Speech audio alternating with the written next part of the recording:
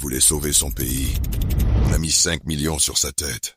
Traoré n'était pas un élu, c'était juste un soldat. Messieurs, dames, asseyez-vous. Aujourd'hui, on ne va pas parler d'un président de longue date, ni d'un tyran couronné par les urnes. On va parler d'un jeune capitaine de 34 ans, arrivé au pouvoir presque par surprise. Un capitaine devenu pour beaucoup le visage d'une Afrique qui relève la tête. Son nom, Ibrahim Traoré. Nous sommes au Burkina Faso, en 2022, un pays au bord de l'asphyxie. Les attaques jadis se multiplient. Des villages entiers disparaissent de la carte. L'armée est à bout, la population aussi. Un président est déjà tombé quelques mois plus tôt, mais son successeur, le lieutenant-colonel Damiba, déçoit. Il promet la sécurité, il livre le chaos. Et alors que plus personne n'y croit vraiment, un second coup d'État éclate. Le visage est jeune, le discours martial, le ton direct. Ibrahim Traoré s'installe au pouvoir, comme on entre dans un bunker, calme, déterminé, sans cérémonie. Imaginez, vous vivez dans un village isolé. Depuis des mois, vous n'avez plus vu un uniforme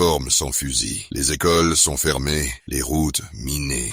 Et quand vous entendez qu'un homme a renversé le pouvoir, vous vous dites encore un autre. Mais ce soir-là, vous le voyez à la télé. Pas dans un salon doré, sur le terrain, avec vous. Pas de limousine, pas de costume cintré, pas de Rolex. Juste un gilet pare-balles et un regard qui dit « On n'est pas là pour les photos ». Très vite, le peuple s'enflamme.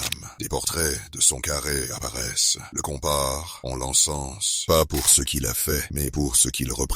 Un militaire africain qui dit « On ne veut plus de la France, on ne veut plus des bases étrangères, on ne veut plus dépendre ». Dans un continent lassé d'être accompagné, ces mots sonnent comme des coups de tonnerre. Mais l'espoir, ici, marche sur une corde raide. Très vite, des voix s'élèvent, des drapeaux tricolores brûlent, pendant que d'autres, venus d'ailleurs, flottent au vent. On parle de nouvelles alliances, de médias suspendus, d'opposants écartés. Certains y voient un nouveau sou, d'autres un parfum d'influence étrangère, et entre les deux, une ligne floue que même l'histoire peine à tracer. Pendant ce temps, Traoré avance, il visite les zones oubliées, il parle la langue du terrain, et quand il promet qu'aucun village ne sera laissé derrière, certains, la première fois depuis longtemps, veulent s'y croire. Et cette fois, à un prix, depuis son arrivée au pouvoir, Ibrahim Traoré a survécu à 18 tentatives d'assassinat, des complots déjoués, des traîtres démasqués, des gardes soudoyés. Certains parlent de 5 millions de dollars pour le faire tomber. Les commanditaires, personne ne les nomme, mais les rumeurs murmurent. Intérêts étrangers, alliés déçus, main invisible.